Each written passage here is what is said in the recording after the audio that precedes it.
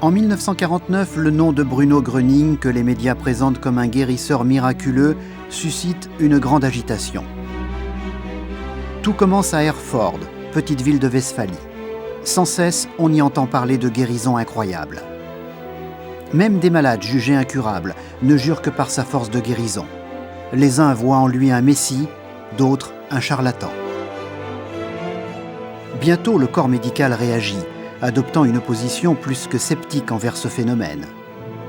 À la suite de cela, Gröning est frappé d'interdiction de guérir dans toute la Rhénanie du Nord-Westphalie. Il se retire en Bavière pour échapper à ses désagréments. Mais les médias auront vite retrouvé sa trace. En très peu de temps, jusqu'à 30 000 personnes partent en pèlerinage au Traberhof près de Rosenheim. Et de nouveau, on entend parler de guérisons incroyables. Gröning se retrouve au centre de l'actualité. Ils arrivaient de New York, de partout. Même le ministre des colonies de Belgique est venu une fois. Je me rappelle encore très bien. De riches Américains de New York étaient venus en avion. Oui, ils vous offraient quelque chose. Ils posaient une bague sur la table en disant « Voilà, et maintenant, amenez-moi tout de suite chez Gröning. » Mais ça ne marchait pas du tout comme ça. Ils vous déposaient des clés de voiture. « Voilà, l'auto est à toi. » À cette époque, c'était bigrement tentant, n'est-ce pas? On ne pouvait même pas rêver d'une voiture. Et puis, nous avions notre propre point de vue. Je me souviens encore, ces amers reproches d'une femme. Je suis venu en avion exprès de New York, etc. Elle était très riche. Alors je lui ai dit, voyez donc ce grand blessé de guerre de la zone Est. Pensez au temps qu'il lui a fallu pour arriver jusqu'ici. Il est plus facile pour vous de venir de New York. Je voudrais seulement décrire l'attitude fondamentale que nous avions tous. On ne pouvait vraiment pas commencer comme ça, on n'en serait pas sortis. Nous aurions bien pu nous graisser la patte, c'est vrai. C'était tout à fait possible.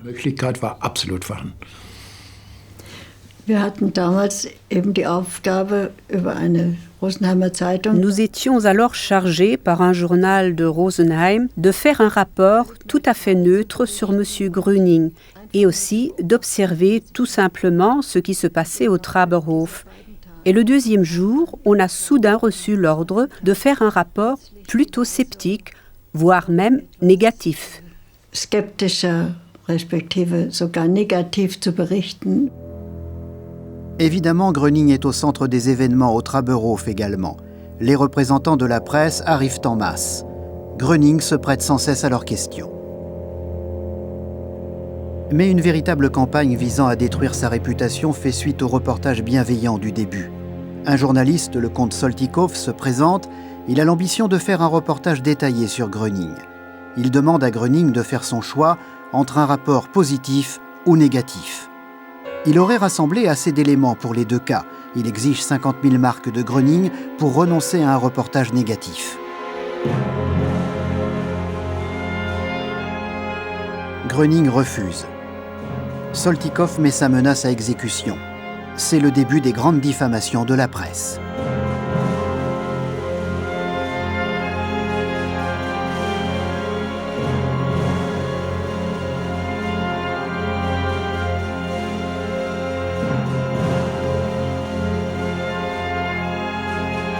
Le corps médical aussi se manifeste à nouveau. Le président de l'Ordre des médecins bavarois, le Dr Weiler, sénateur, fait publier un tract contre Gröning. Il écrit « Bien que n'ayant pas eu l'occasion d'observer une guérison due à M. Gröning, et n'ayant donc d'autres sources que les reportages publiés par la presse à ce sujet, je crois qu'il m'est permis d'émettre un jugement concernant la nature des événements ayant lieu ici. Des centaines de fois, durant les dernières années de la Première Guerre mondiale, j'ai eu l'occasion d'accomplir des guérisons similaires, apparemment miraculeuses. Des guérisons de troubles psychologiques sont également obtenues par des médecins, dans d'innombrables cas, sans qu'on en fasse toute une histoire et sans ameuter l'opinion publique.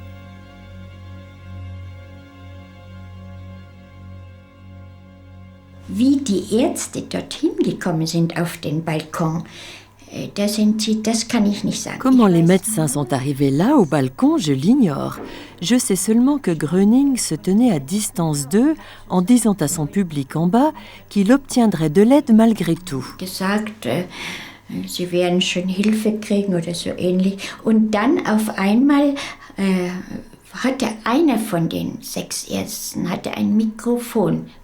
Tout d'un coup, l'un des 6 médecins a pris un microphone. Personne n'avait de microphone sinon, mais lui, il en avait un.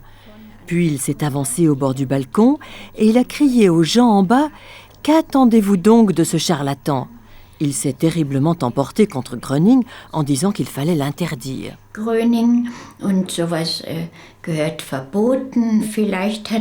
Peut-être croyait-il qu'il s'installerait ici et que les médecins de la région perdraient leur clientèle. Je crois qu'une question d'argent se trouvait là derrière également. Bien qu'on n'en parle pas, mais je pense que cela jouait sûrement un rôle.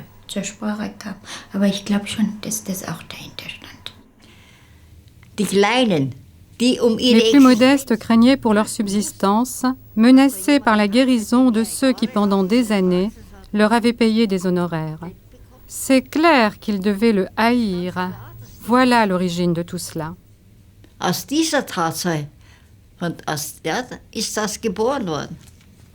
Das Gros der Ärzte war natürlich nicht glücklich bei dem Gedanken. La plupart des médecins n'étaient pas heureux naturellement à la pensée, si l'on peut dire, qu'il y ait maintenant quelqu'un qui n'ait qu'à regarder une personne et dire « tu es guéri ». Ils ont dit alors « ou il est fou, ou c'est un menteur ». Mais il n'était ni fou, ni menteur. Noch gelogen. War sich seiner Sendung bewusst.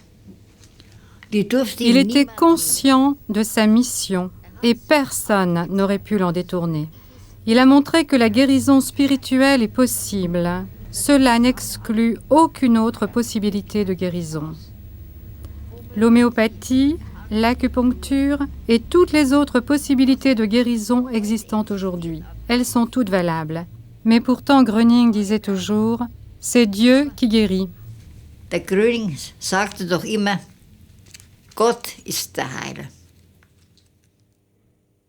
Même le film concernant Gröning, terminé entre-temps, subit de fortes attaques de la part du corps médical. Il déclenche une véritable tempête de protestations, imputable à diverses personnalités du département de santé publique, parmi lesquelles à nouveau le Dr Weiler. Pour justifier les objections émises, on évoque la crainte que chaque film sur Gröning n'entraîne de graves conséquences pour la santé, ainsi que des troubles d'ordre public. Au sujet des événements similaires de Herford, le docteur Lambrecht constatait déjà ceci. Il n'est pas étonnant que le corps médical s'attaque à un tel phénomène. De tout temps, il en a été ainsi. Si le Christ était là aujourd'hui, on lui défendrait d'agir exactement comme il y a 2000 ans.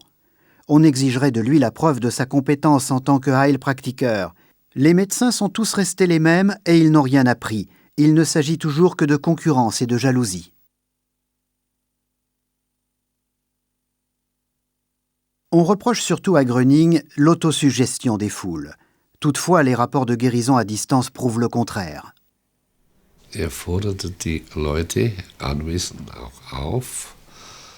Il invitait aussi les personnes présentes à penser à un proche, même si celle-ci n'avait elle-même aucune infirmité ni aucune maladie. Et c'est ce qui m'a amené à penser à mon père, qui depuis ses 18 ans, il en avait alors 49, souffrait toujours d'ulcères à l'estomac. Magengeschwüre hatte, bei jedem Essen, vor dem Essen, nach dem Essen Medizin schlucken musste. Avant et après chaque repas, il lui fallait avaler des médicaments afin de pouvoir subsister, et ça a été pour moi l'occasion de penser à lui. Et 2 jours plus tard, j'ai reçu une lettre de ma mère qui racontait que mon père était rentré du travail. Je ne sais si c'était vers 3 heures de l'après-midi ou vers 5 heures ou 6 heures du soir. Je ne sais pas exactement quand, mais il s'est mis à vomir. C'était un liquide jaune-vert et ma mère a tout de suite pensé à de la bile. C'était évident, n'est-ce pas? Donc, ça s'est passé le jour même où moi je me trouvais au Trauberhof. Et à partir de ce jour-là, mon père n'a plus eu d'ulcère à l'estomac. Plus rien, plus rien. Null. Je dois encore ajouter qu'il ne croyait pas plus que moi en Gröning. Là, nous ne nous faisions aucune illusion. Et après cela, il ne croyait toujours pas que c'était grâce à ma présence auprès de Gröning. Même par la suite, il ne l'a jamais accepté non plus. Mais il ne pouvait naturellement pas s'expliquer lui-même pourquoi cela s'était passé là, ça non. En tout cas, les ulcères étaient partis. Il a pu ainsi manger de tout et n'a plus pris de médicaments. Et cela a duré, comme j'ai pu le constater, mon père a eu, 86 ans. Et là, j'ai constaté qu'il n'en a plus eu jusqu'à sa 86e année. Il n'a donc plus eu d'ulcère à l'estomac du tout. Et c'était terminé. Il pouvait tout manger et tout boire.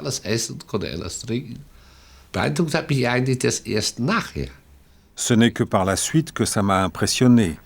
Tant que je me trouvais là-bas, pendant qu'il parlait, ça ne m'avait pas vraiment frappé, pour être tout à fait honnête. C'est seulement quand j'ai vu les résultats sur les personnes en fauteuil roulant et sur le garçon aveugle, et plus tard sur mon père, que j'ai naturellement complètement changé d'avis. C'est logique, n'est-ce pas? Là, on doit changer d'avis. Avant, je voyais ça... non, je ne veux pas exprimer ce que j'en pensais. Ce sont les faits qui convainquent, n'est-ce pas? Je ne suis pas de ceux qui croient tout. Il faut d'abord que j'ai vu.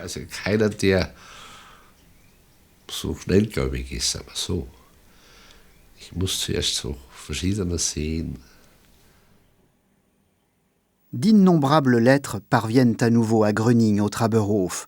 Les demandes d'aide et de guérison n'en finissent pas. Katharina Gohr, entre autres, s'adresse à lui.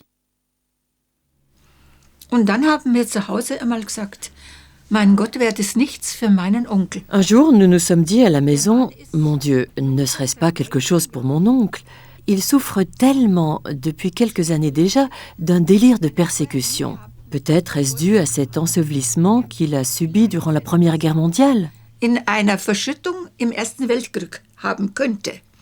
Es war so schlimm. C'était tellement grave que quand il entendait un avion, quand ils arrivaient d'Italie pour bombarder Munich ou ailleurs, il perdait complètement la tête.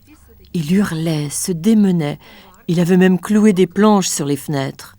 Il avait une telle peur, une peur si profonde. Il s'enfermait dans sa chambre, devenait de plus en plus étrange. Il ne voulait pratiquement plus rencontrer personne. Et quand il était quelque part, il devenait très étrange et quelque peu agressif même. Il a fini par ne plus sortir du tout. Eigenartig und aggressiv auch, teils. Und dann ging überhaupt nicht mehr weg. Und da haben wir uns gesagt, wenn wir im Jahre... Alors on s'est dit, on n'a pas pu l'aider toutes ces années, et aucun médecin non plus, n'est-ce pas? On a aussi consulté un médecin qui nous a dit, s'il ne veut pas, il n'y a rien à faire, on ne peut pas lui faire de piqûres, on ne peut rien faire du tout. Eh bien, le cas fut réglé. Il était à vrai dire l'une de ces personnes que l'on finit peu à peu par oublier, n'est-ce pas? Nicht? On déposait juste la nourriture devant sa porte, il entrouvrait, se servait, refermait à clé pendant des années.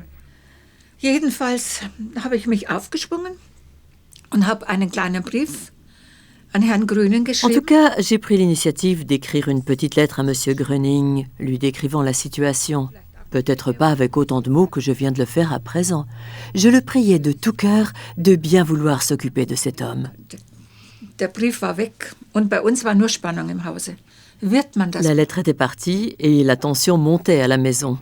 La prendra-t-on en considération? Regardera-t-on cette lettre parmi des milliers d'autres reçues chaque semaine? Et un beau jour, pas très longtemps après, une bonne semaine je crois, arriva une brève réponse. Monsieur Gröning nous fait dire qu'un certain jour, je ne me rappelle malheureusement plus exactement lequel, il s'occuperait de mon oncle et de sa maladie. Beschäftigen wird und dessen Krankheitsfall.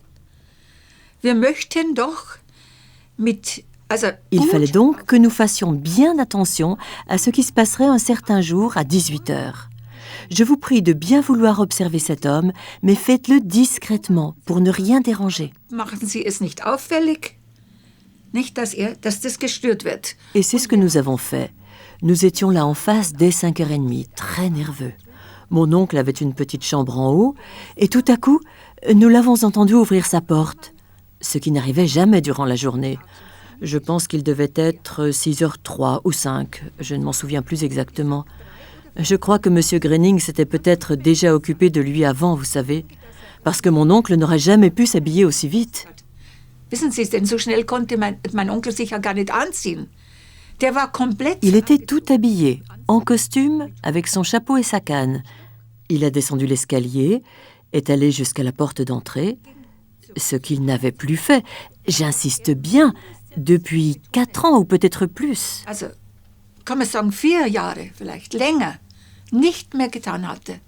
Ging zur Tür. Il est donc allé vers la porte, que par précaution, nous avions déjà ouverte. Il est sorti, est passé devant nos fenêtres là-bas, et je me rappelle encore bien que ma mère me serrait la main désespérément, car nous étions tellement tendus. Spannung waren. Ich ging dann vorsichtig vors Haus auch, ihn zu beobachten, was tut. J'ai avancé alors prudemment devant la maison pour observer ce qu'il faisait, et il s'est engagé dans le petit chemin vers un petit banc d'où on avait une belle vue, avec un hêtre faisant voûte au-dessus. Et il s'est assis là. C'était jadis son endroit préféré. Quand il était très fatigué le soir, il disait « Je vais encore un peu sur le petit banc Maurer ». Le terrain faisait en effet partie d'une ferme située là-bas en face, dont les propriétaires s'appelaient Maurer. Il est donc allé là, puis il est rentré. Je me suis retournée en courant, j'ai raconté cela à ma mère, et nous avons pleuré toutes les deux. Aujourd'hui, je comprends pourquoi nous étions tellement touchés, car un tel changement, presque en 1 minute, je le répète toujours, ça me touche encore aujourd'hui. Quand ils l'ont vu après, les plus âgés, ils se sont tous arrêtés et se sont retournés. Ils ne l'avaient plus vu depuis des années, n'est-ce pas? Alors chacun s'est exclamé « Mais mon Dieu, que s'est-il donc passé? C'est bien Nickel Schweitzer !» Et quand ils l'ont vu tout à coup, je vous le dis, les jeunes enfants ne le connaissaient pas du tout, ils ont dit « Mais qui c'est donc ?» Pour nous, c'était comme un miracle. Et il est resté comme ça jusqu'à sa mort, amical, gentil, sympathique. Bruno Gröning s'adresse aussi aux gens par des émissions de radio, grâce auxquelles des guérisons à distance se produisent également. Ja, also ich war 11 oder 12 Jahre alt und wir waren 6 Kinder. Eh bien, j'avais 11 ou 12 ans et nous étions 6 enfants. J'étais l'avant-dernière. À cause de toutes ces naissances, ma maman avait d'horribles et d'énormes hémorroïdes qui la faisaient beaucoup souffrir. Hämorrhoiden und immer viel Schmerzen und sehr viele Beschwerden. Und die Ärzte haben das also nie in den Griff bekommen. Les médecins n'en étaient jamais venus à bout avec des pommades ou des suppositoires. Ça avait juste un peu soulagé, mais jamais vraiment guéri. Et maman s'était toujours plainte d'intenses douleurs. Und ich kann mich erinnern, wir hatten so ein ganz kleines Zimmerchen. Je me rappelle, on avait une toute petite chambre à côté de la cuisine et j'étais assise sur le divan. Je lisais un livre et maman était assise sur une sorte de petite table située sous la radio. Mes parents possédaient un vieux récepteur radio. Und ich habe nur so mit dem halben Ohr gehört. Et j'écoutais comme ça, d'une oreille, un certain Bruno Gröning parler à la radio. Maman écoutait très attentivement, fascinée. J'ai levé la tête et j'ai regardé maman. J'ai été frappée de voir qu'elle avait l'air très tendue et extrêmement concentrée, tout en écoutant très attentivement. Et la voix de Bruno Gröning est encore bien présente en moi. Il disait, je ne sais plus exactement, « Venez tous à moi » ou quelque chose comme ça. « Je vais vous aider ». C'était une phrase de ce genre. « Alle zu mir » oder so ähnlich. « Ich helfe euch ». Irgend so ein Satz war das. Und ich weiß nicht warum. Et je ne sais pas pourquoi. Je regardais toujours maman qui était très tendue. Et soudain, son visage est devenu extrêmement pâle. Elle a sauté de la table et mon père est entré dans la pièce en disant « Qu'est-ce qui t'arrive ? Qu'est-ce qui t'arrive ?» Et maman a répondu « Je n'ai plus mal, je n'ai plus mal ». Je dois ajouter que ce jour-là, les douleurs avaient été particulièrement fortes. J'entends toujours maman dire « Je n'ai plus mal, je n'ai plus mal ».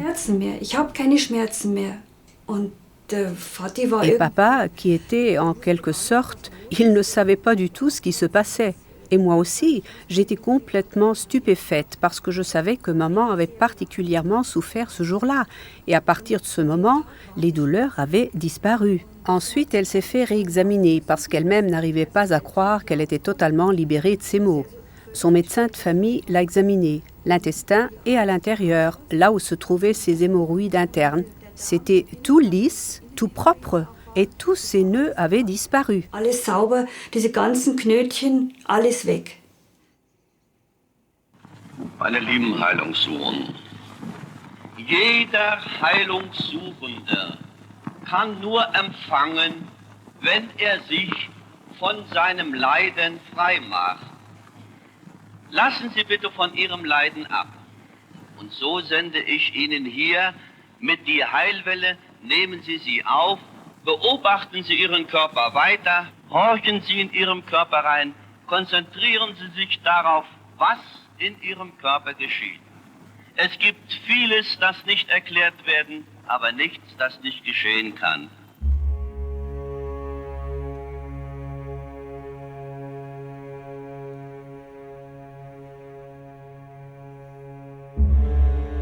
Du fait des fortes attaques du corps médical, l'attitude positive du ministère de la Bavière commence à changer. Comme à Herford, la situation devient de plus en plus délicate pour Gröning. Lui-même, qui ne désirait jamais ces rassemblements de foule suscitant les articles à sensation des journalistes, reconnaît que cela ne peut pas continuer ainsi. Pourtant, plus la situation devient critique pour Gröning au Traberhof, plus il y a de personnes qui lui offrent leur aide. Ja, dann tauchte ein Herr Meckelburg auf mit seiner Frau. Voilà qu'un certain M. Meckelburg et sa femme se présentent, proposant de lui organiser un centre de guérison sur l'île de Wangerooge. Certains contrats furent alors signés, je ne sais pas lesquels, parce qu'on m'a, pour ainsi dire, écarté immédiatement. J'ai entendu dire plus tard qu'on n'avait pas besoin de moi, parce que je prenais beaucoup trop son parti, et que je lui étais trop dévoué, disait-on aussi. Et tout d'un coup, tout le monde avait disparu. Et nous étions plantés là, et lui, il était sur l'île de Wangerooge. L'hiver 49-50, on a entendu dire un jour qu'un guérisseur miraculeux, M. Gröning, allait venir à Wangerooge. Nous étions tous très curieux parce que nous n'avions encore jamais entendu parler de lui. Un soir, je descendais la rue Cédéo et je vois une foule de voyageurs venir à ma rencontre, sur des civières, en fauteuil roulant, sur des béquilles. C'était terrible et je me disais, où tous ces gens veulent-ils donc aller?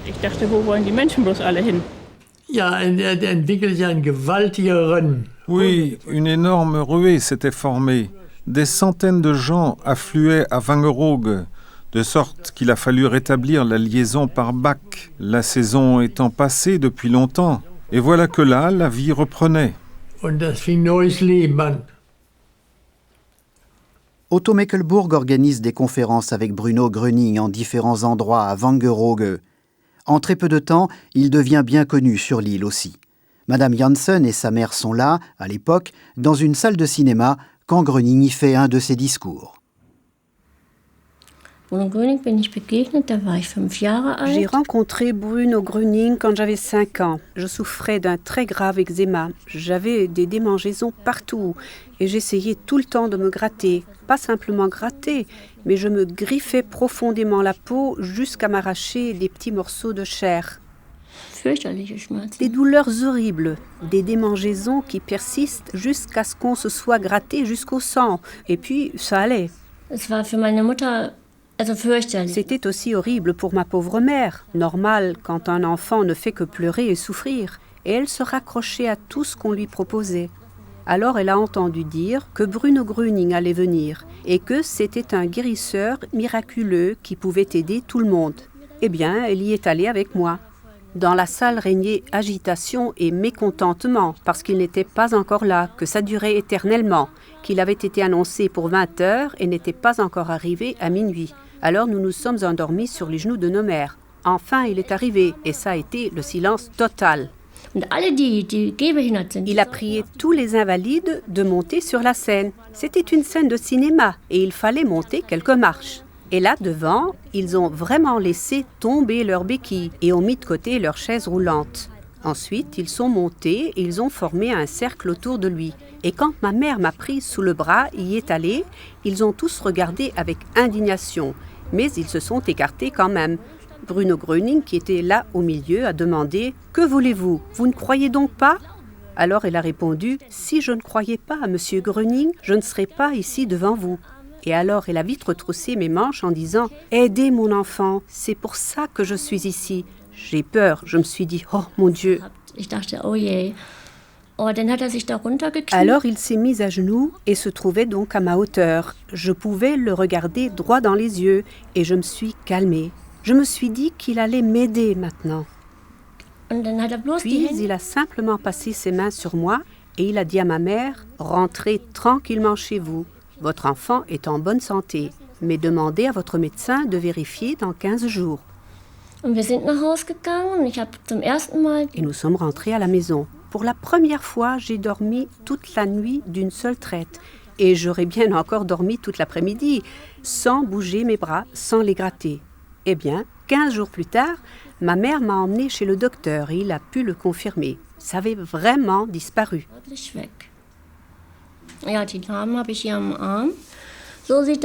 J'ai les cicatrices ici sur le bras, vous voyez. J'étais là, devant Bruno Gröning, toute petite enfant. Et vous voyez à ces taches blanches combien ces cicatrices étaient grandes, n'est-ce pas? Oui, rien ne m'avait aidé jusqu'à notre rencontre avec Bruno Gröning. Et depuis cette guérison, je n'ai plus rien du tout. Tout a disparu.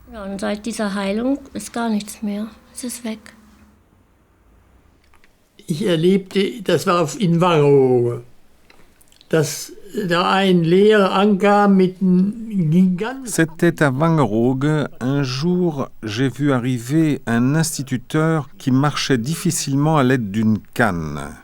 Il est allé trouver Gröning. Gröning lui a dit quelque chose et a pris sa canne. Et puis, ce qui m'a justement étonné à l'époque, c'est qu'il a étendu son bras, le droit, et qu'il a brisé la canne sur son bras. Puis il a dit à l'instituteur « Vous n'en aurez plus besoin ». Le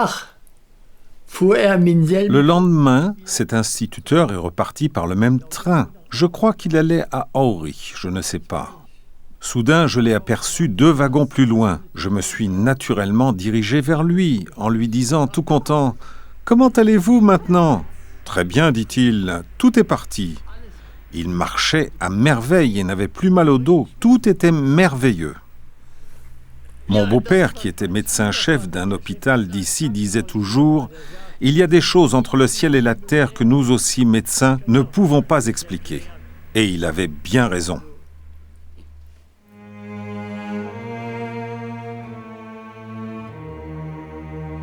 Gröning tombe de plus en plus sous l'influence de Meckelbourg. Il est fermement lié avec lui par un contrat. Déjà peu de temps après, cela se révèle très néfaste pour Gröning.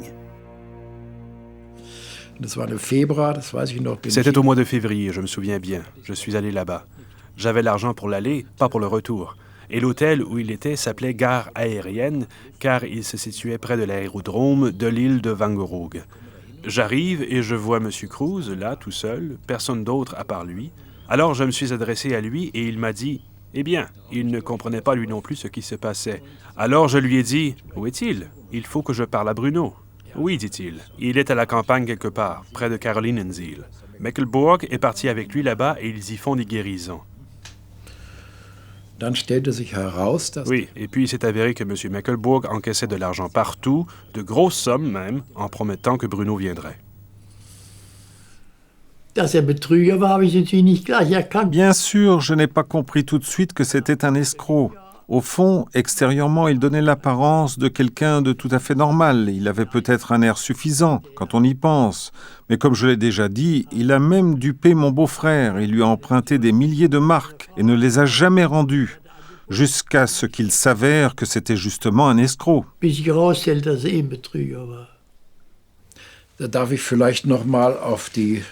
Je voudrais peut-être revenir encore une fois sur la situation générale de cette époque. J'avais alors consigné certains faits dans un protocole.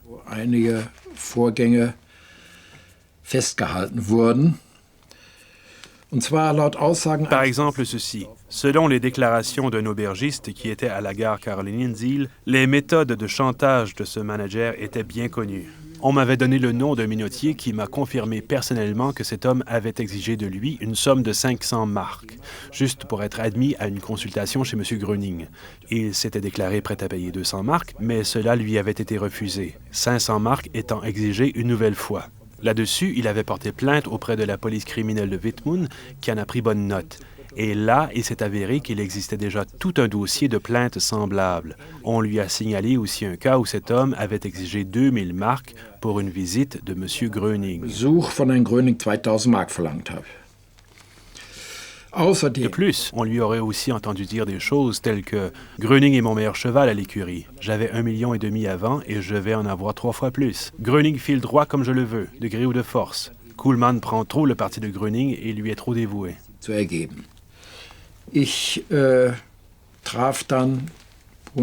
J'ai alors rencontré Bruno Gröning avec tous ceux qui l'accompagnaient, ainsi que son manager, à la gare de Karlinensiel avant qu'ils ne partent en bateau. Et dès qu'ils m'ont vu, ils l'ont tout de suite éloigné de moi. Il n'a fait que passer un instant près de moi et m'a soufflé « Sortez-moi de là ». Puis il a disparu et il est devenu inaccessible pour moi. Meckelburg, à l'encontre de qui diverses plaintes ont été déposées entre-temps, se retire à Mittenwald avec Gröning. Il compte y établir un centre de guérison.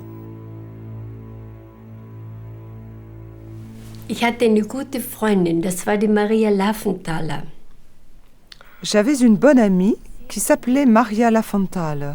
Elle m'a raconté ce qu'elle avait vécu. Elle avait été à la recherche de Bruno Gröning durant 3 semaines et elle l'avait enfin trouvé à Mittenwald.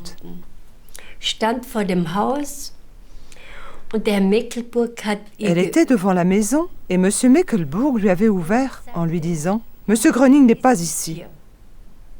Il n'est pas là, il fallait qu'elle reparte. Et puis, à propos, dit-il, vous devez payer au moins 300 marks pour vous présenter devant lui. »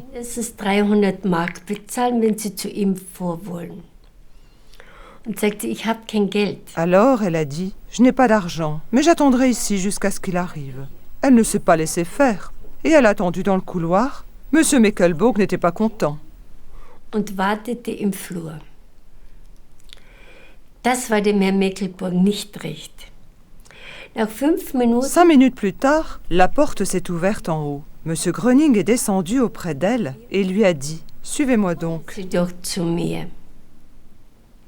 Elle a eu ainsi le bonheur de passer 3 heures avec lui, de vivre une expérience merveilleuse et de recevoir de l'aide également, sans dépenser un sou.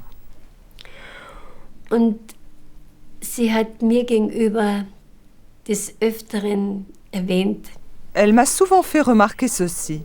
De quel genre de gens Bruno Gröning s'entoure-t-il? Ils exigent l'argent pour eux-mêmes. Elle savait exactement maintenant que M. Gröning ne recevait absolument rien de cet argent et que seul Meckelburg se remplissait les poches. Et elle en a été tellement outrée. Les affaires louches d'Otto Meckelburg nuisent considérablement à la réputation de Bruno Gröning également.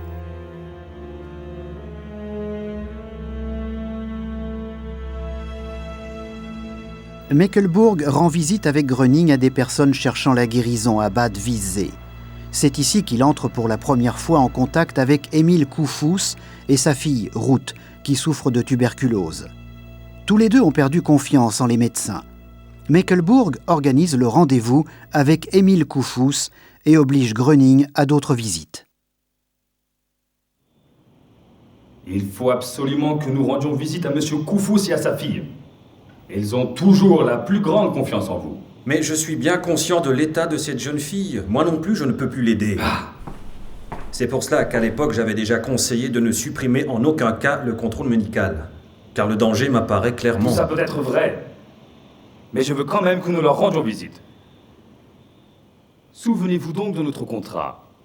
Si malgré tout vous refusez de m'obéir, je porterai plainte contre vous pour rupture de contrat. Et cela peut vous coûter beaucoup d'argent, mon cher. Je ne le risquerai pas si j'étais vous. Je vous garantis que je réclamerai une somme élevée pour rupture de contrat. Je pense que nous nous sommes compris.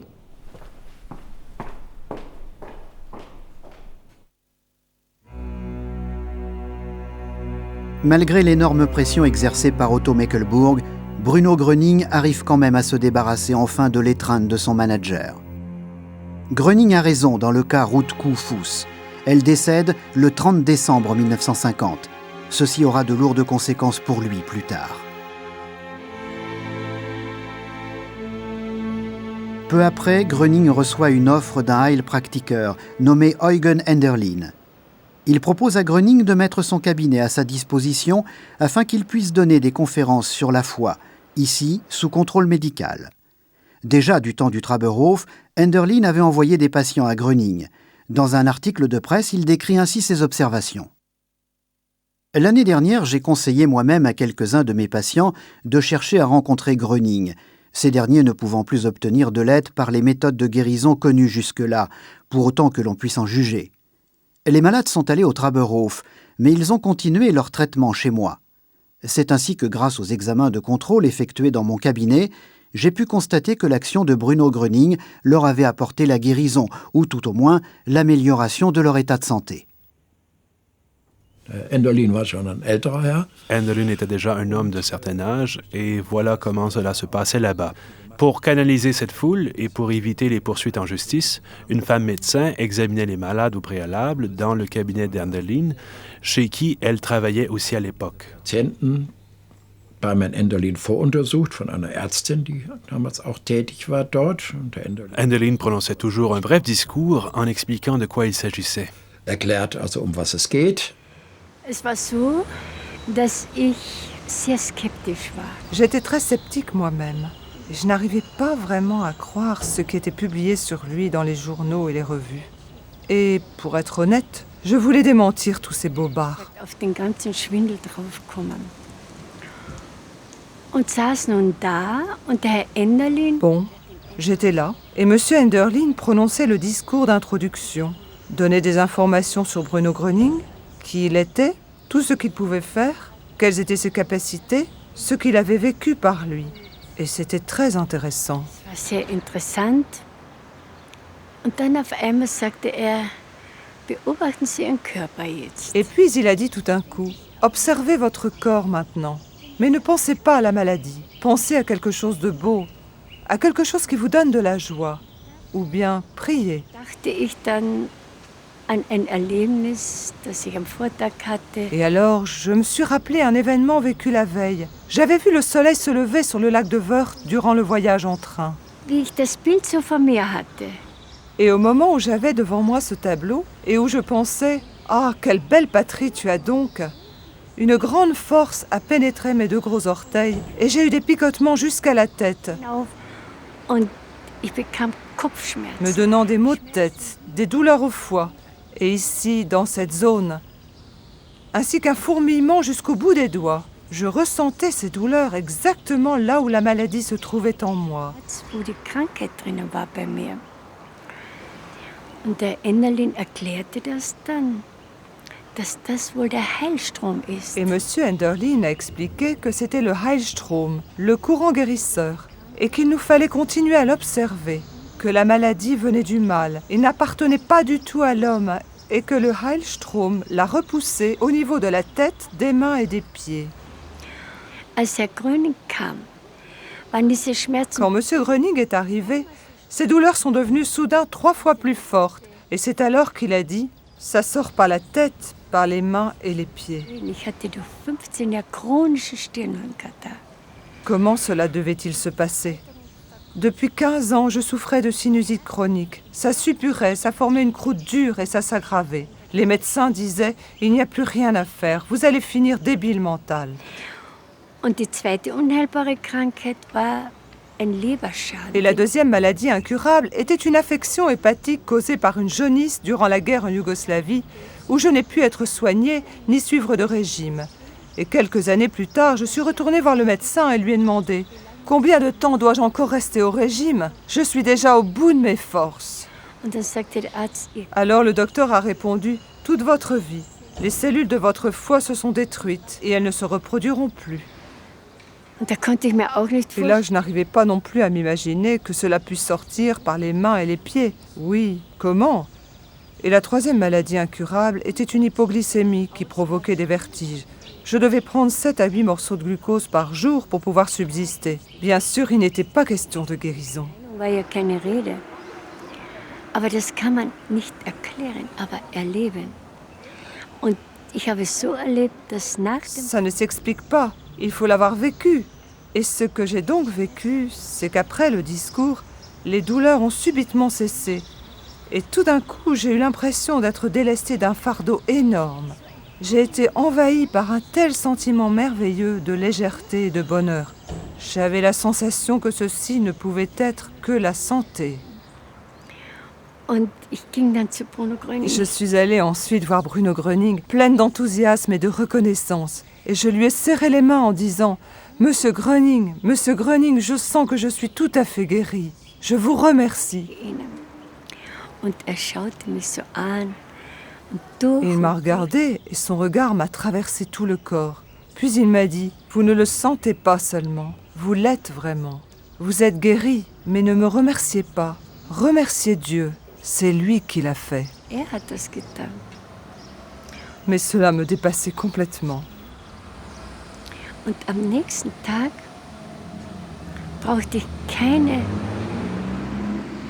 Le lendemain, je n'avais plus besoin de comprimés. Je n'avais plus de vertige, ce qui pour moi était inexplicable. Je pouvais faire les pires écarts de régime sans éprouver de douleur. Mais je voulais savoir comment cela était possible. Monsieur Gröning n'est qu'un homme comme nous tous. Mais qu'est-ce qu'il m'avait dit? Remercier Dieu, c'est lui qui l'a fait.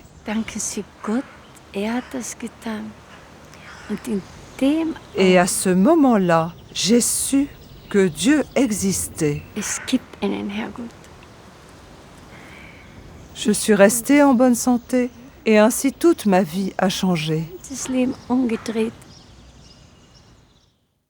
Par reconnaissance, Grete Häusler deviendra une proche collaboratrice de Gröning. Il n'y a eu aucune récidive des anciennes maladies ici non plus.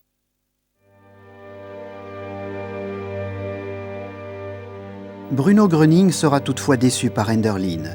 Lui aussi se révélera être un faiseur d'affaires. Gröning quittera Enderlin pour mercantilisme, détournement de fonds, calomnie et rupture de contrat. Plus tard, Enderlin prétendra pouvoir travailler de la même manière que Gröning.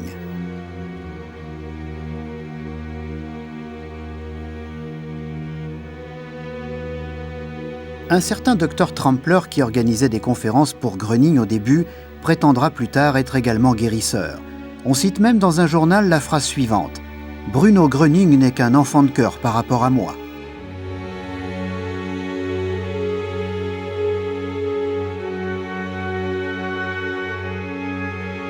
Comment se fait-il que Gröning tombe toujours sur des gens malhonnêtes? Pourquoi ne cerne-t-il pas leurs véritables intentions? Est-il tout simplement trop crédule ou ne connaît-il pas l'être humain?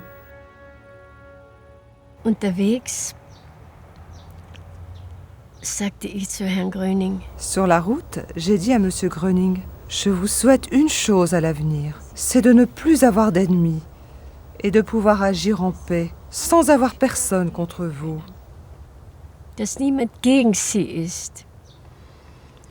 Und da schaute mich so liebevoll an und sagte, ganz falsch. Alors, il m'a regardé très gentiment en me disant, « Vous avez tout à fait tort. » Oh, ai-je pensé, qu'est-ce que j'ai donc dit de mal maintenant? Ich lass ganz bestimmte Puis il m'a dit, « Il faut que cela se passe comme ça. Je laisse venir à moi certaines personnes et je les laisse approcher tout près de moi.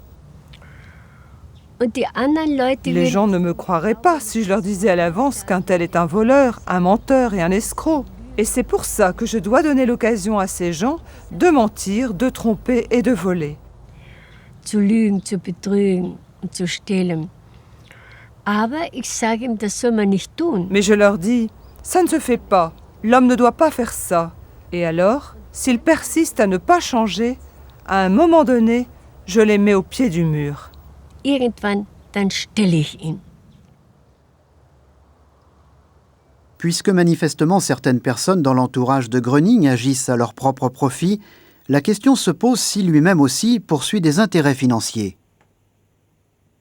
Ces reproches, nous avons dû y faire face souvent. Et je peux seulement dire à ce sujet qu'il n'avait aucune inclination pour les affaires et qu'en plus, il avait toujours refusé cela. Il ne possédait pas du tout d'argent. Il employait souvent l'expression « l'argent, c'est le diable ».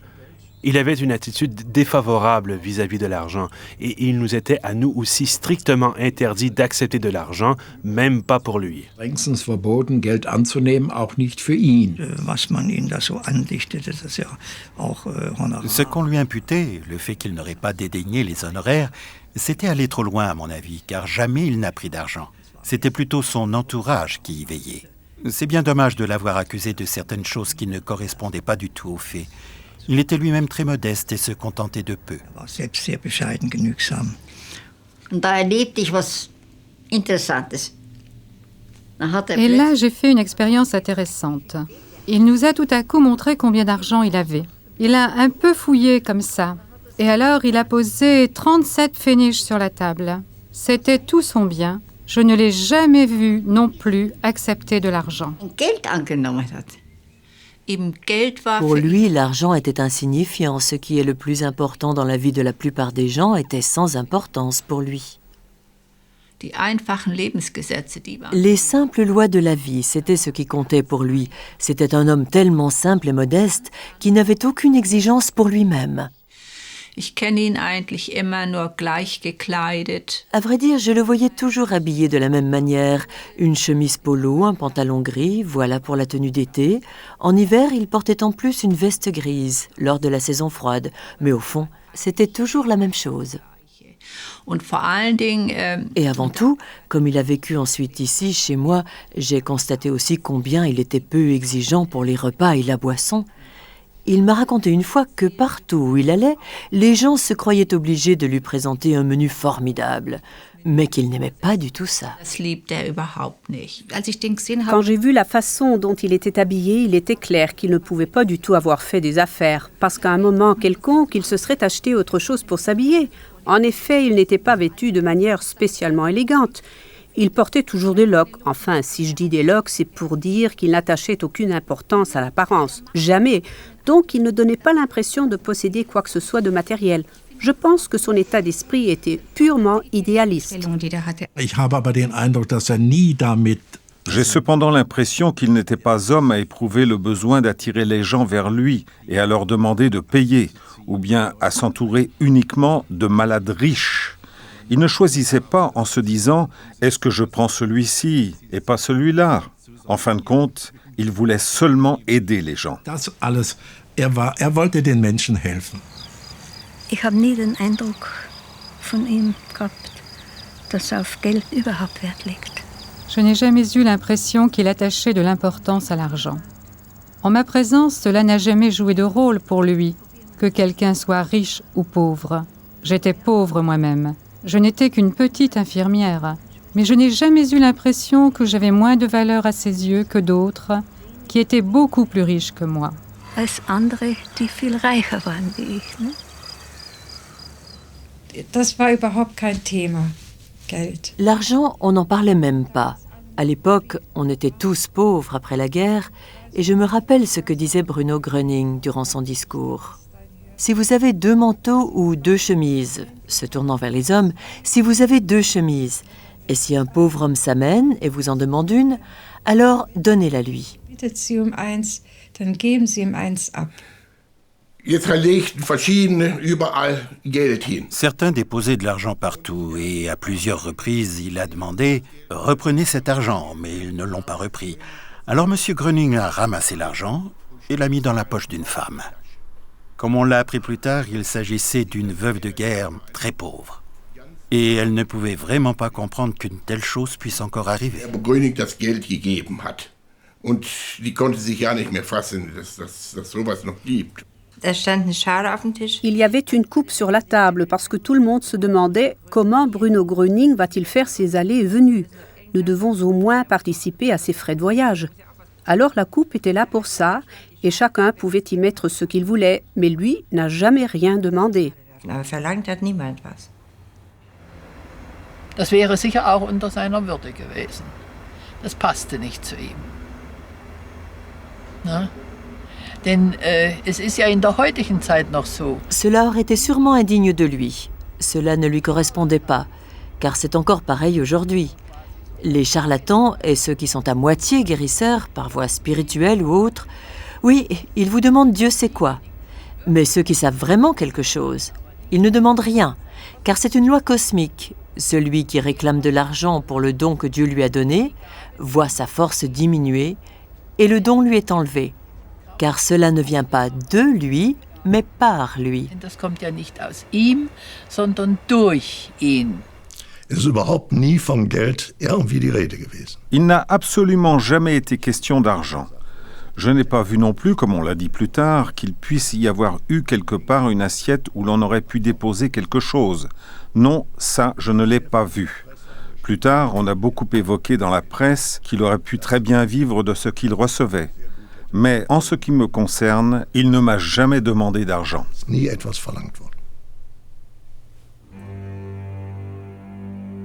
Bruno Gröning est continuellement confronté à des journalistes qui ne veulent pas aller au fond des choses, mais aspirent seulement à un article à sensation.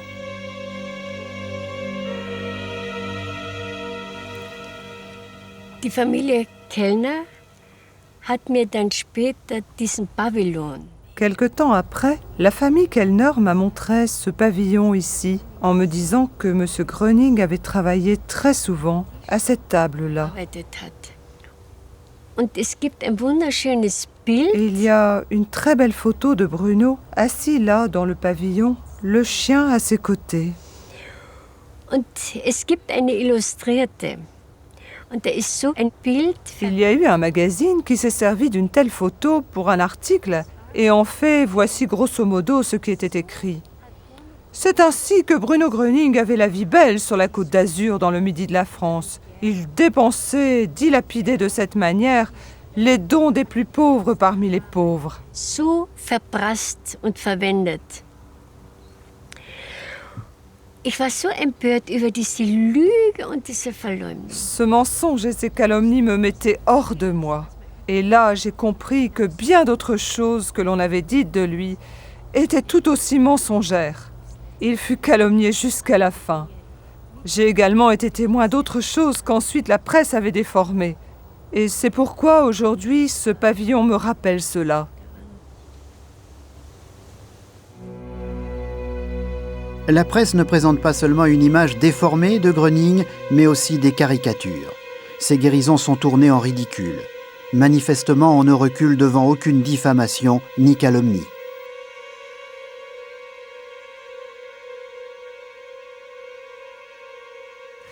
Il me racontait ses batailles avec la presse, avec l'ordre des médecins, etc. On a essayé de me réduire au silence pour toujours. Je ne sais plus comment il disait exactement. Et regardez ici en haut. Il y avait là des classeurs sur le mur, à peu près 10. Il me les a montrés en disant « Voyez-vous, partout il y a des critiques négatives sur moi, mais ça ne me dérange pas. Ça ne me dérange pas, seulement c'est triste. » Là, il avait l'air un peu mélancolique. Monsieur Berlein faisait une grave dépression depuis 10 ans. Il prenait souvent du Valium. De plus, il avait une maladie d'estomac d'origine nerveuse. Il ne supportait que quelques rares aliments et souffrait de graves insomnies. Lors d'un discours de Bruno Gröning, il a reçu une guérison spontanée. Mon mari était très intéressé. Il achetait et il lisait tout ce qu'on écrivait au sujet de Bruno Gröning. Moi aussi, je rapportais toujours à la maison le journal Le Monde du samedi. Et puis tout à coup, la presse est devenue très négative au sujet de Bruno Gröning. Tout cela ne serait que suggestion, les gens retomberaient malades, et ce n'était pas vrai du tout que les gens guérissaient. Et mon mari, qui avait déjà été guéri, a eu un tel choc. « Mon Dieu !» a-t-il pensé. « Alors, je vais sans doute retomber malade moi aussi. » Cette information lui a inspiré une si grande frayeur, et c'était vraiment le cas, que les anciens troubles sont réapparus tout à coup. Dieser Bericht, und es war wirklich so, dass auf einmal wieder die alten Beschwerden bekam. À ce sujet, Gröning dit ceci. Ces journalistes de 4 sous qui essaient n'importe quoi pour gagner de l'argent, ça leur est égal que le malade guérisse ou que la personne guérie reste en bonne santé ou non. L'important, c'est ce qu'ils gagnent. Une déclaration sous serment faite par Karl Gröning en 1952 confirme que certains journalistes ne reculent devant rien. Il écrit « Comme je me trouvais depuis assez longtemps dans une mauvaise passe financière, un journaliste, un certain Karl Hohmann, s'est adressé à moi et m'a demandé de publier mes dépositions écrites contre mon frère. On m'a dit que je pourrais gagner beaucoup d'argent en publiant un article négatif avec le gros titre « Frère contre frère ». Par là, M. Aumann m'a laissé entrevoir que dans ce contexte, je pouvais bien gagner 50 000 marks. Il me conseilla de ne reculer devant aucun mensonge, afin de fournir à la presse la matière la plus sensationnelle possible.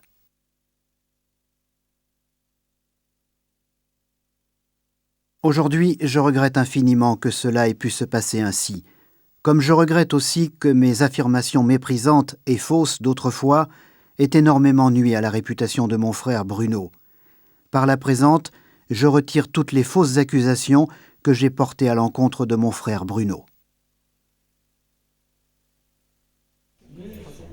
Puis-je vous resservir? Volontiers.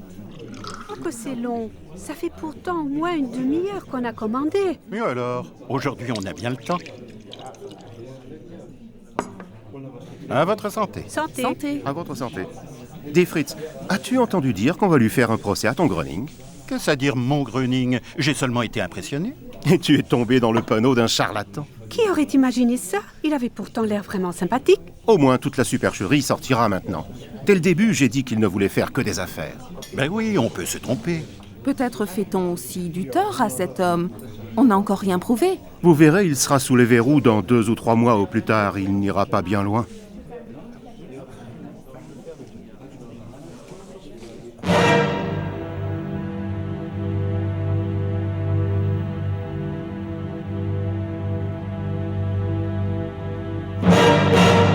Gröning est effectivement accusé d'avoir effectué des guérisons sans autorisation et d'avoir ainsi transgressé la loi relative aux Heilpraktiker.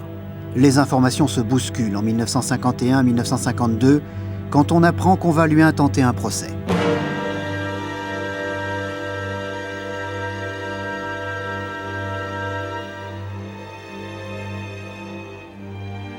Bruno Gröning s'adresse à un avocat, Maître Royce, qui doit assumer sa défense au procès.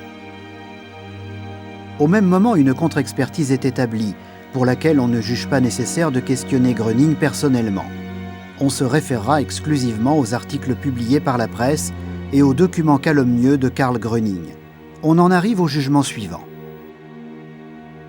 On pourrait décrire Gröning comme une personnalité instinctive, infantile dans bien des domaines, aux facultés en dessous de la moyenne. Il paraît considérablement atteint dans le sens d'une névrose perturbant le développement de sa personnalité. Il s'agit en tout cas chez Gröning, à l'époque des événements en question, d'une personnalité atteinte psychiquement.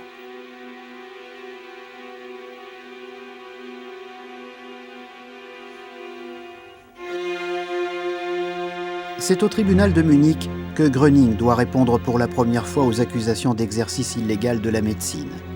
Il est acquitté en première comme en seconde instance le 19 mars 1952.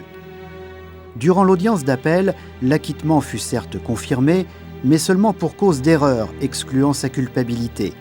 C'est-à-dire qu'on lui accordait le fait qu'il ignorait avoir transgressé la clause relative aux Heilpraktiker. Sur le fond, son activité de guérison est toutefois jugée dans le sens de la loi relative aux Heilpraktiker. Cet acquittement équivaut donc à une interdiction judiciaire de guérir. Ainsi, on lui lie les mains définitivement.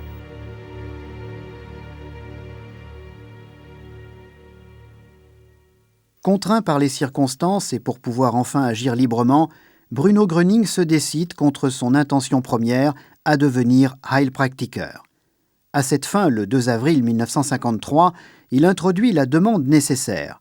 Eugen Enderlin confirme qu'il a déjà préparé Gröning à ce métier et qu'il le juge capable d'exercer cette profession. Même l'association régionale des Heilpraktiker allemands de Stuttgart se prononce positivement. Nous confirmons que M. Bruno Gröning a, suivant son désir, été contrôlé sur ses connaissances pour obtenir l'autorisation officielle d'exercer en tant que Heilpraktiker. Nous les jugeons suffisantes et n'émettons aucune réserve en ce qui concerne son admission comme Heilpraktiker. Mais la demande de Gröning est refusée le 12 août 1953. En premier lieu, on se réfère à la contre-expertise effectuée de manière superficielle, et les raisons suivantes, entre autres, sont citées. Il ne possède pas la fiabilité morale nécessaire à l'exercice d'une profession de la santé. Il manque à votre mandant, par suite de sa faiblesse mentale et psychique, l'aptitude nécessaire à l'exercice de cette profession. L'exercice de la médecine par votre mandant constitue un danger pour la santé publique.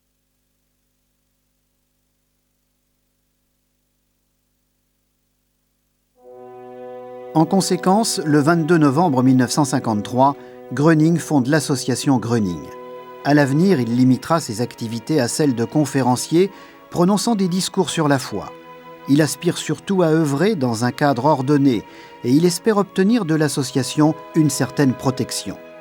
Des personnalités connues le soutiennent, telles que le comte Zeppelin, le comte Matuschka et la baronne Annie Ebner von Eschenbach. Il a acquis un grand respect auprès de beaucoup de gens. Par gratitude, on veut l'aider dans sa situation difficile.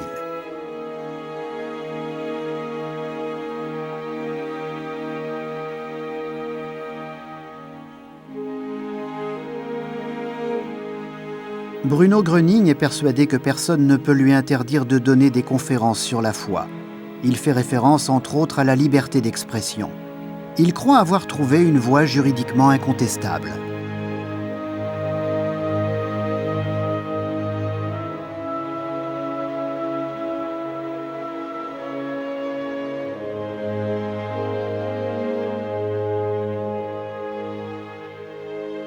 Gröning fonde ce qu'on appelle des communautés. À présent, il s'adresse aux gens dans un cadre plus restreint. Il aspire surtout à offrir à ceux qui cherchent aide et guérison la possibilité de se convaincre de son enseignement. Fréquemment, des locaux privés sont mis pour cela à sa disposition. Il y a bientôt des réunions régulières dans toute l'Allemagne. Ainsi, Madame Tide du Schleswig rencontre Gröning et est guérie de pénibles états d'angoisse. Elle fait l'expérience d'autres guérisons également. Dann sind wir in einen großen Saal reingegangen. Ich weiß nicht, wie viele Menschen drin waren, 200, 200. Alors nous sommes entrés dans une grande salle, je ne sais pas combien de personnes s'y trouvaient, 200, 250, je ne saurais plus le dire. En tout cas, la salle était comble. Bruno Gröning est arrivé et a fait un discours. Enfin, juste avant qu'il commence à parler, on a encore transporté un homme que l'on a couché au fond de la salle, car il ne pouvait pas marcher seul. Und er wurde hinten im Saal hingelegt. Er konnte alleine nicht gehen. Je ne sais pas combien de temps a duré le discours, entre 1h30 et 2 heures.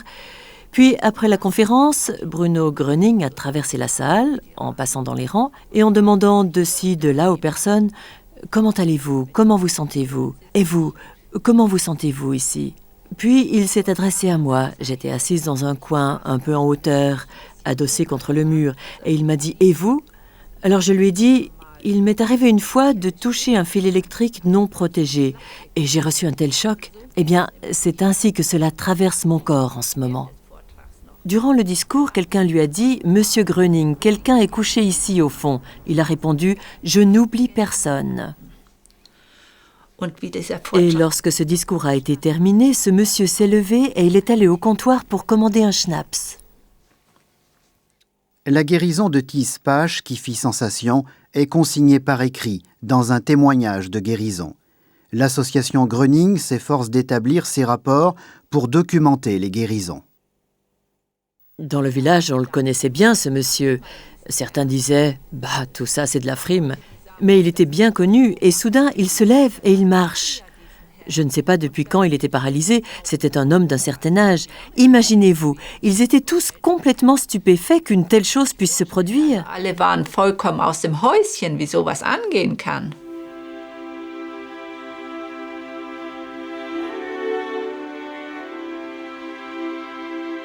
Peu à peu, Madame Tide devient une collaboratrice de l'association Gröning. Elle le reçoit parfois chez elle durant ses déplacements.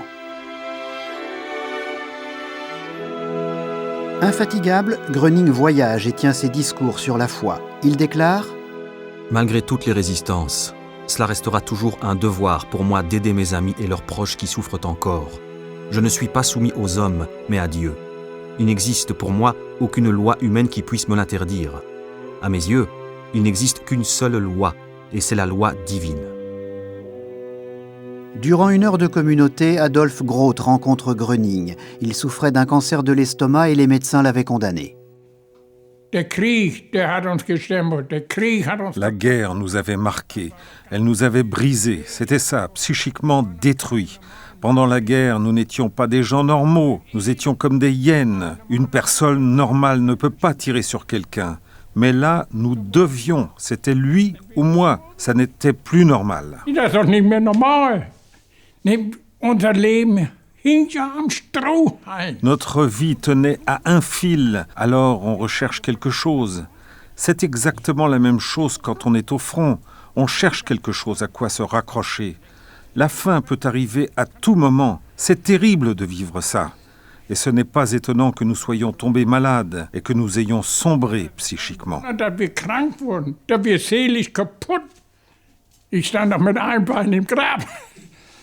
So krank war ich. J'étais tellement malade que j'avais déjà un pied dans la tombe. Ich wollte Hilfe. J'avais besoin de secours. Je ne pouvais plus rien manger, ni rien faire. Konnte nicht mehr essen und nichts. Und wie ich später erfahren habe, Et comme je l'ai appris plus tard, c'est mon médecin de famille qui l'a dit, j'avais un cancer de l'estomac. und dann sind wir da hingefahren, wie Et puis nous y sommes allés. Je ne sais plus exactement comment cela s'est passé. Je crois que nous étions plusieurs. Alors nous y sommes allés et ce fut une délivrance. Une délivrance pour nous et pour tous ceux qui y étaient. La salle était pleine, ce fut une délivrance pour tout le monde. Et oui, c'était comme une renaissance tellement on se sentait léger. La lourdeur avait quitté notre corps et à ce moment-là, et également au moment où nous sommes partis, nous n'étions plus malades. Nous ne sentions plus rien de la maladie. Elle avait disparu. wir haben nichts mehr von Krankheit gespürt. Der war weg. Und gleich Et tout de suite en rentrant, je pouvais à nouveau manger et ça n'est plus revenu. so einfach. Aber das sind Aussi simple que ça, c'était la transmission des forces de Gröning qu'il faisait rayonner. Le corps était rechargé et connaissait à nouveau une circulation libre, un courant libre pour le nommer ainsi. Et alors tout pouvait refonctionner normalement. normal gehen. Ja, und wer das nicht glauben will, der muss das sein lassen. Et celui qui ne veut pas le croire, il n'a qu'à laisser tomber. Mais ma foi à moi, personne ne peut me l'apprendre. C'est mon point de vue. Je l'ai acquis autrefois, je l'ai encore aujourd'hui, et je vis bien avec. Je me fais vieux. Je suis vieux, ou bien je deviens vieux. Comment m'exprimer? Et le plus merveilleux, c'est que je me réjouis de la vie, d'être encore là, Dass ich noch da bin et encore en bonne santé. und dass ich noch gesund bin. Déjà en 1950, Bruno Gröning fait la connaissance de Josette Dufossé. Elle l'accompagne de plus en plus souvent par la suite et le soutient dans son travail. Ils deviennent de plus en plus proches et finissent par se marier en juin 1955. Bruno Gröning y associe toutefois une condition exceptionnelle. Il m'avait dit, tu ne seras pas la première dans ma vie. Les malades passent avant. Et tu sais ce que tu as à faire. Soit tu pars, soit tu restes et tu acceptes. Je lui ai dit que je restais. Et c'est ainsi que j'ai vécu avec les malades. Je me suis mise en réception moi aussi. Oui, c'était ça mon destin. Das war für mich das Schicksal. Ja. Und wir waren sehr viel unterwegs. Und sehr oft abends hatte Nous étions fréquemment en route. Et le soir, il avait très souvent des connaissances ou des amis, tout un cercle d'amis. Les gens voulaient rester auprès de lui parce qu'ils ressentaient que par lui, un changement et une amélioration se produisaient dans leur corps. C'est pourquoi ils voulaient toujours être auprès de lui. Und deshalb immer wollte sie bei ihm sein.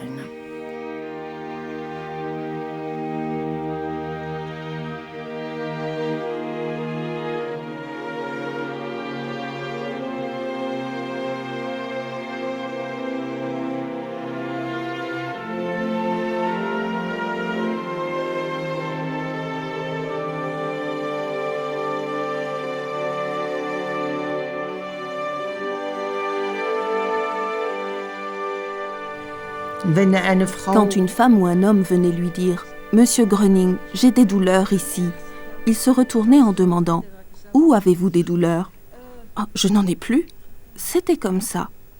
Et il était parti. Et il regardait comme ça. war weg. Und sie war schon so. Eh bien, ça s'est si souvent produit. « Monsieur Gröning, aidez-moi, mon dos, mon dos. » Dans le dos, là derrière ? Mais je n'ai... Ça avait cessé tout d'un coup, c'était parti. Et il ne demandait pas « Qui êtes-vous? D'où venez-vous ?» ou si vous étiez un tel ou un tel. Rien. Il faisait demi-tour et il disparaissait.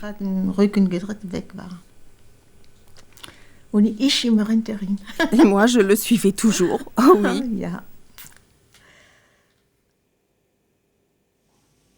Ich weise Sie darauf hin, liebe Freunde. Wir, jeder Mensch hat es nötig, Gott zu ersuchen, dass ihn wieder auf den Weg zurückführt, der wirklich von Gott so bestimmt ist. Und so rufe ich Sie, so rufe ich jeden zu, halt. So du wahrgenommen, dass dieser Weg, den du eingeschlagen, dass dieser Weg nicht der richtige, niemals der gute, sondern nur der ungute ist, dann halte. Dann gehe nicht weiter diesen Weg. Ich sage, auf zur großen Umkehr. Vertraue und glaube. Es hilft, es heilt, die göttliche Kraft. Folge du dem alle zu folgen. Und dieser eine ist und bleibt Gott selbst, liebe Freunde, dem wir zu folgen haben. Denn das Unheil schwindet erst dann, so der Mensch sich selbst, das heißt, wieder mit Gott verbindet. Glauben Sie an das Gute. Glauben Sie an das Göttliche. Glauben Sie an Gott. Schenken Sie Ihren Körper wirkliche Beachtung. Lösen Sie sich von allem Bösen. Nehmen Sie die gute göttliche Kraft in sich auf. So werden Sie nicht was, sondern das wahrnehmen, dass das Böse aus Ihrem Körper schwindet. Liebe das Leben, Gott. Gott ist überall. Geld ist Macht. Gesundheit ist Allmacht. Was bei ihm kam aus seinem Herzen. Ce qui lui venait provenait de son cœur, et ce n'était pas du tout stupide, mais tout simplement empli de sagesse. Et il savait ainsi exprimer les choses fondamentales avec des mots simples, j'insiste toujours, des mots simples que chacun pouvait comprendre. Et cela aussi, c'était important. Wichtig war.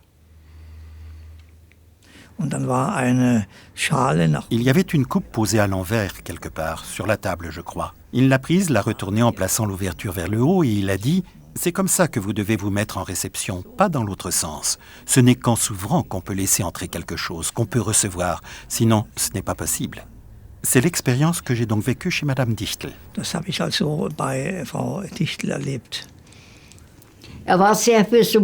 Il aimait les symboles. Chez lui, tout était simple, vous comprenez? C'est ce qui faisait sa grandeur. Sa simplicité faisait aussi sa grandeur. Qu'il en ait été conscient ou pas, il était comme ça, tout simple.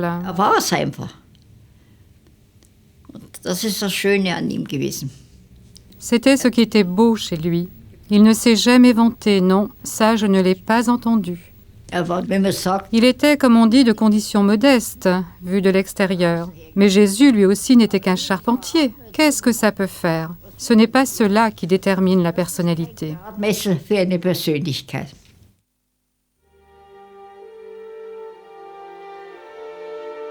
Je veux seulement être un poteau indicateur pour les hommes, en leur montrant le bon chemin, le chemin qui mène au Seigneur.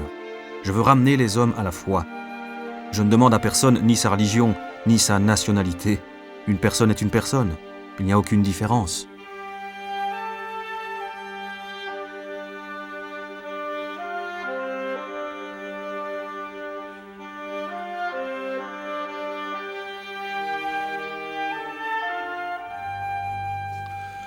Ja, gläubiger Mensch war ich schon immer, auch vor Bruno Gröning. Oui, j'ai toujours été croyant, même avant Bruno Gröning. Et Bruno Gröning ne m'a pas conduit sur un autre chemin, mais m'a conforté dans la foi que j'avais déjà auparavant.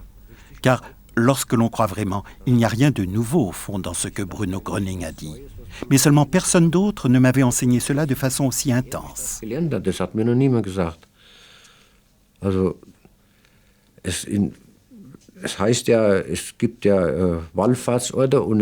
Eh bien, il existe des lieux de pèlerinage et d'autres où se trouvent des reliques, ou bien où quelqu'un a été sanctifié. Et parmi les gens qui y sont allés, certains ont recouvré la santé. Je savais bien que cela existait. Mais que Bruno Gröning ait ce pouvoir, qu'il ait cette force, qu'il puisse me l'amener chez moi, dans mon salon, ça je ne savais pas. Et il nous l'a montré. Dass Bruno Gröning diese Macht hat, diese Kraft hat, das mir in die Wohnstube zu bringen, das habe ich nicht gewusst. Und das hat uns gezeigt. Bruno Gröning exprime ainsi la vision qu'il a de lui-même. Je ne sais pas grand-chose. Je ne sais pas plus que ce que les hommes ne savent plus aujourd'hui. Je ne veux être qu'un indicateur. Je ne suis qu'un petit, un minuscule instrument de Dieu. Et s'il vous plaît, ne dites jamais que je vous ai guéri. Non, je ne suis qu'un petit intermédiaire, pas plus. Un minuscule transformateur. Celui qui a reçu l'aide, c'est Dieu qu'il doit remercier. Moi, je ne suis rien. Notre Seigneur est tout. On n'a pas non plus besoin de ma présence pour obtenir l'onde curative. Cela n'est pas lié au corps. Freunde von uns hatten uns eingeladen. Des amis nous avaient invités et j'avais seulement entendu dire qu'il y avait là un guérisseur. Je trouvais ça très bien et nous y sommes allés. J'y suis allée avec de fortes douleurs à l'estomac, car cela faisait des années que je souffrais de maux d'estomac. An Magenschmerzen. Wir saßen dann in diesem sehr schönen Raum mit Nous nous trouvions alors dans cette très belle pièce avec 15 à 18 personnes environ, toutes des connaissances du baron Napourov et de son épouse. Nous attendions Gröning et nous avons attendu assez longtemps. Il était en retard. hat sich verspätet.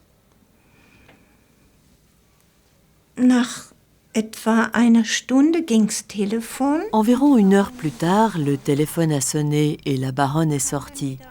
Elle est rentrée aussitôt en disant « Eh bien, Bruno Gröning est déjà à Munich et il est déjà empancé dans cette salle. Il va arriver dans quelques minutes. » In diesem Raum und wird in ein paar Minuten kommen. Gut. Bon, tout le monde était très tendu alors, ça on le sentait. Et quelques minutes plus tard, j'ai remarqué que mes douleurs à l'estomac avaient disparu. Et j'avais très mal à l'estomac depuis des années, presque tous les jours. Et également de très violents maux de tête. Et tout était d'origine nerveuse. Oui, les douleurs à l'estomac, je ne les sentais plus, avant même que Gröning ne soit entré dans la salle. In den Raum trat.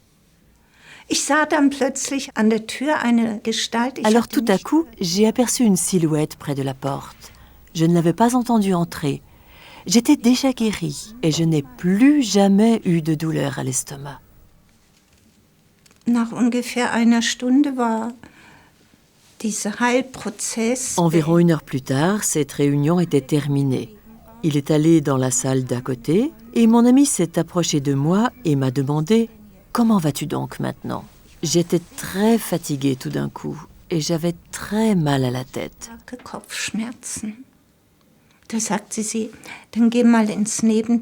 Alors elle a dit « Eh bien, va dans la chambre à côté et allonge-toi sur le divan. » Ce divan se trouvait au centre de la pièce. C'est ce que j'ai fait, et j'ai vu que Gröning était assis derrière un paravent avec 2 autres personnes. J'étais donc couchée là, et presque aussitôt, voilà qu'il était à côté de moi. Il m'a dit « Comment allez-vous » Je lui ai répondu « J'ai tellement mal à la tête. » Ensuite, il m'a dit « Alors, je fais toujours comme ça. » Donc il était là, à peu près où sont mes jambes, et il a dit « Alors, je fais toujours comme ça. » Et il m'a demandé ensuite « Et maintenant, comment allez-vous » J'ai dit « Eh bien, il faut d'abord que je m'assoie. » Je me suis redressée en secouant un peu la tête, comme ça, et les maux de tête étaient partis. J'avais eu tant de maux de tête ou de migraines. Je n'en ai plus jamais eu. Meine Mutter, die war früher sehr, sehr krank. Die hatte Asthma und offene Beine. À l'époque, ma mère était très très malade. Elle souffrait d'asthme et d'ulcères aux jambes. et elle a appris par quelqu'un qu'un certain monsieur Gröning venait là-bas à Essen et qu'il avait la capacité de l'aider elle aussi. Elle y est allée 1 ou 2 fois, je ne sais plus combien, et tout à coup, elle est revenue guérie. Und kam auf einmal geheilt wieder. Also ich hatte schwer Asthma. Es war Herz-, Nerven- und Bronchialasthma. Eh bien, je souffrais sérieusement d'asthme affectant le cœur, les nerfs et les bronches. J'allais tout le temps chez la doctoresse. J'ai aussi changé de médecin. Mais personne ne pouvait me soulager. Personne n'arrivait à me libérer. Et c'était tellement grave. Mon mari pense que ça a duré 7 ans. Je ne sais pas exactement si c'était 4, 5 ou 6 ans. Et je continuais toujours à avoir des crises d'étouffement. Il me fallait prendre des médicaments extrêmement forts ainsi que des gouttes. Mais tout cela n'a servi à rien. Et j'avais toujours des crises d'étouffement. Elles étaient tellement graves. Seul mon mari peut en témoigner. Je courais d'une fenêtre à l'autre. Et c'était affreux. Je ne pouvais plus respirer. C'était comme si mon cou était étranglé par une corde. C'était si grave que je ne peux décrire à personne ce par quoi je suis passée. So schlimm kann ich gar niemand beschreiben, was ich durchgemacht habe. Als ich bei Bruno Gröning war, quand je suis arrivée chez Bruno Gröning, j'ai tout de suite senti, car ça fourmillait à travers tout mon corps, que là il se passait quelque chose. Et alors je me suis sentie très bien. Als ich mich verabschiedet hat gesagt, bleiben Sie so wie Sie sind. Quand j'ai pris congé, il a dit « Restez tel que vous êtes. Et en rentrant maintenant, vous allez avoir l'impression que c'est encore pire qu'avant. Et ensuite, il y aura une réaction et tout rentrera dans l'ordre. » Ist alles wieder in Ordnung. Und so war's. Ich war zu Hause. Et il en fut ainsi. De retour à la maison, je me suis assise dans mon grand fauteuil en cuir, comme auparavant, et je n'arrivais pas à dormir. Les douleurs étaient tellement atroces que j'ai crié à mon mari « C'est encore pire maintenant !» Et puis, ça a été fini. Tout à coup, ça a été fini. Et depuis, j'ai été en bonne santé pendant toutes ces années, ces nombreuses années. Je n'ai plus eu d'asthme.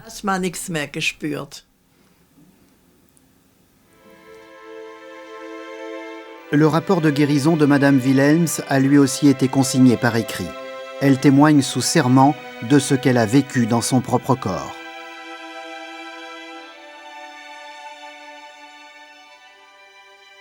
Ce médecin-là à Duisbourg, il l'a cru.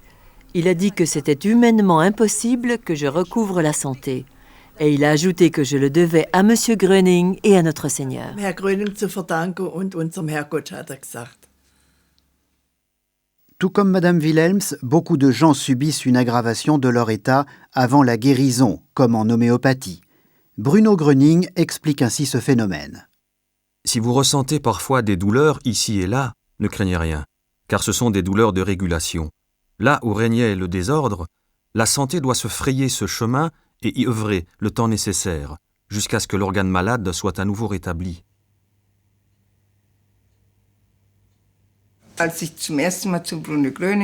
Quand je suis allée chez Bruno Gröning pour la première fois, nous nous sommes assis au dernier rang parce que j'avais plutôt peur de lui, un guérisseur miraculeux. Et je n'osais même pas le regarder en face, car je me disais que ses yeux allaient peut-être m'hypnotiser. Et puis, quand je me suis assise, il nous a dit de nous asseoir de manière tout à fait décontractée, de ne pas nous crisper, de nous détendre et de nous centrer sur nous-mêmes. Et alors, il verrait et sentirait quel genre de problèmes et de souhaits nous avions.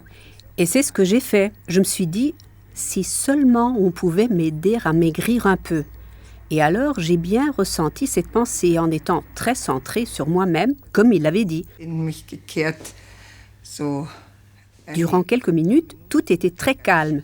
Lui aussi était très calme et tous les autres aussi.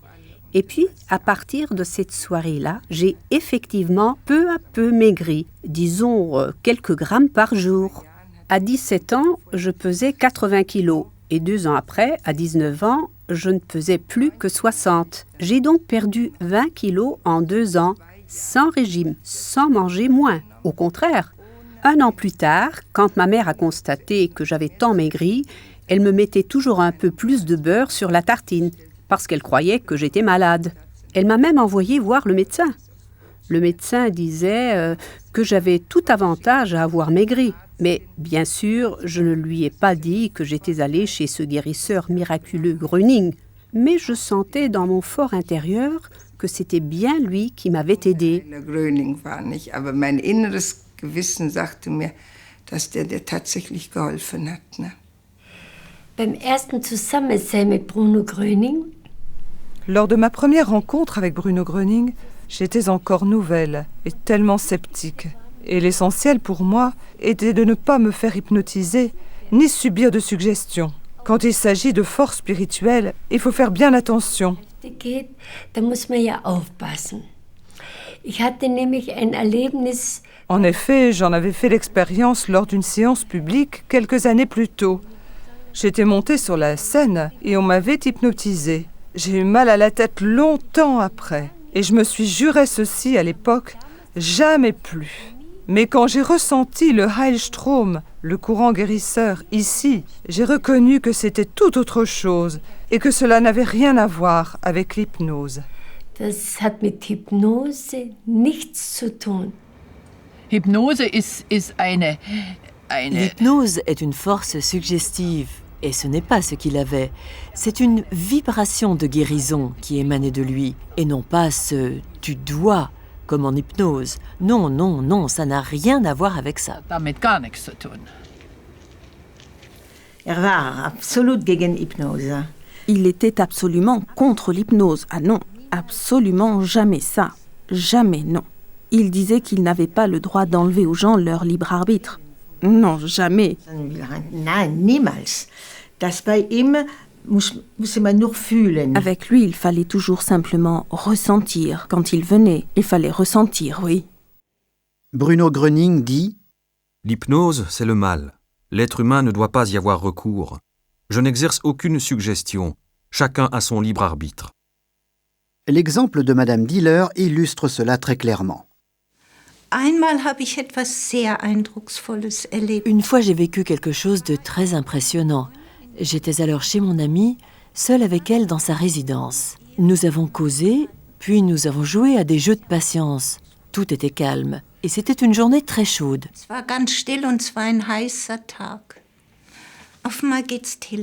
Tout d'un coup, le téléphone sonne. Elle sort et ferme les portes. Je n'entendais rien et j'attendais en ne pensant absolument à rien. J'étais aussi un peu fatiguée. Ich habe eigentlich gar nichts gedacht. Ich war auch ein bisschen müde. Plötzlich merke ich ein leises Kribbeln. Soudain, j'ai remarqué un petit fourmillement dans la plante des pieds et ça montait de plus en plus, tout doucement. Je me suis dit, mais qu'est-ce que ça veut dire? Gröning n'est même pas là. Es ging immer weiter, es ging durch den ganzen Körper. Ça continuait, ça passait à travers tout mon corps, par les mains, les bras et les mains. Je n'arrivais plus à tenir les cartes en éventail, comme ça. Je les ai posées. Et j'étais remplie de courant, c'était plus fort que jamais. Et je me demandais, mais qu'est-ce qui m'arrive? Au bout d'un moment, la porte s'ouvre et mon ami entre en disant « Tu as le bonjour de Bruno Gröning, il vient de téléphoner et il te dit bonjour. » Je n'avais même pas pensé que ça pouvait être Gröning. Einmal gedacht, das könnte Gröning sein. Ich habe Heilungen erlebt. Und zwar ganz eigenartige. J'ai vécu des guérisons, certaines même très étonnantes. Nous étions alors à Klagenfurt et j'ai dit « Je dois malheureusement vous quitter, je suis de service de nuit. » Et il a dit « Bon, je vous accompagne. » Il a descendu avec moi les 2 étages et m'a accompagnée jusque dans la rue. Je ne sentais plus les marches sous mes pieds. C'était tellement léger. Dass ich die Stufen berühre, es war so leicht. Unten hat mir meine beiden Hände genommen. En bas, il m'a pris les mains en me disant « Maria, je vais vous en donner beaucoup aujourd'hui. » Je l'ai remercié de cela, j'étais très heureuse. Et je suis tout de suite allée à l'hôpital dans le service où je devais travailler. Là, une patiente est venue à ma rencontre. Je lui ai pris les 2 mains et elle m'a dit « Mon Dieu, comme je suis heureuse. Mon Dieu, comme je suis heureuse maintenant. » Gott, bin ich glücklich. Mein Gott, ich bin jetzt so glücklich. Und sie sollte am nächsten Tag operiert werden. On devait l'opérer le lendemain et je devais la préparer pour l'opération. Elle continuait à répéter « Je suis tellement heureuse ». Et j'ai dit alors « Allez voir le médecin-chef et demandez-lui de vous réexaminer avant l'opération ». Et le médecin-chef l'a fait. Il est allé chercher le médecin-chef de service et le lendemain, elle a pu rentrer chez elle, guérie. Elle avait une tumeur et après, on a constaté qu'elle n'en avait plus. Nächsten Tag durfte sie gesund heimgehen. Sie hatte einen Tumor. Dann wurde keiner mehr festgestellt.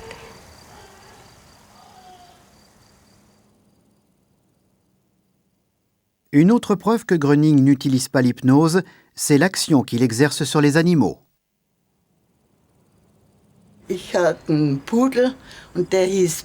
J'avais un caniche qui s'appelait Baby et qui était très gravement malade. Nous avons consulté plusieurs médecins et ceux-ci l'ont dit condamné. Nos amis nous ont dit alors que je devrais téléphoner à Gröning car il pourrait nous aider. Et c'est ce que j'ai fait. Alors il m'a dit au téléphone, vous tenez le combiné dans la main gauche. Et c'était vrai. In der linken Hand und das war auch so. Und wenn Sie den Hörer aus der Hand legen, dann... Et quand vous poserez le combiné, vous caresserez votre chien 3 fois en descendant de la tête jusqu'à la queue. Et il guérira. D'abord, il va encore beaucoup vomir et il aura de la diarrhée. Il sera très faible. Mais il va guérir, me dit-il. Aber wird gesund werden, hat gesagt. Und das ist auch eingetroffen, ne? Et c'est ce qui est arrivé. Et il a encore vécu longtemps. Il avait eu la maladie de Stuttgart. À l'époque, il n'y avait encore aucun remède contre ça. Mais Gröning l'a bel et bien guéri. Aber der Gröning hat ihn eben geheilt. Bruno Gröning a une relation étroite avec les animaux et la nature tout entière. Il dit « L'homme est allé si loin dans son art, dans son savoir et ses capacités, qu'il serait effectivement capable de détruire tout ce qui est naturel. Celui qui croit pouvoir se passer de la nature, que le Seigneur a faite si belle ici pour nous humains, celui-là devrait s'en aller où il veut. Là se trouve la faute. Là se trouve tout. Voilà ce qui manque à l'homme, la nature. Retournez à la nature. Retournez à notre Seigneur. Retrouvez la foi en Dieu et la foi dans le bien, en l'homme. Nous les hommes, nous ne sommes rien du tout sans notre Seigneur. Nous sommes et restons tous des enfants de Dieu. Le seul Père que nous ayons est et reste notre Seigneur.